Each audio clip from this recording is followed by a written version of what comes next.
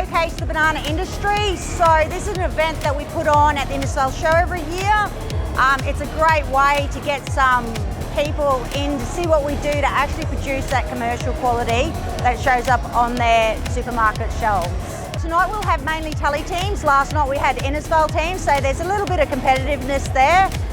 The 4 teams will compete in their heats tonight, and the top 3 finalists between the 2 nights, they'll go into the final, and then they're competing for their prize money, which is $1,000 for each for the first prize and $500 for the second prize. Basically what you see here is what we do in a commercial shed. So they'll start at the hanging dehanding area, they'll process the fruit through sorting and clustering, and then it'll go on to packing.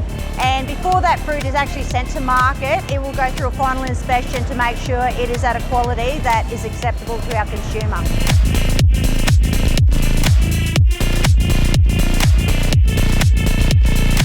I was feeling really nervous and anxious. You know, I've been watching these competitions over the years, and being in bananas for so long, I thought I'd like to give it a go before I get to retire. I actually like packing, but a bit hard when you can't reach the plastic. So I put my head down, go to work, do my best. Truthfully, he's probably a bit frightened. Oh yeah, a little bit anxious.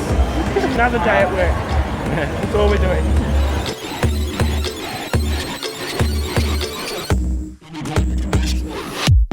My favourite thing is actually the competitors. Just watching them, watch their nerves, watch their confidence grow, see their excitement when they see their scores on the board.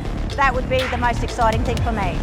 That's great. You know, like, it's so nice to bring Anne along and have it and enjoy this with us, with me, because she's a really good packer and she's been with our farm for a fair few years, probably 7 years. Hey, and we've had a lot of ups and downs, hey, with things happening, and I thought, Anne, you're really good, I think you should come in with me. And she was like, oh, I don't know.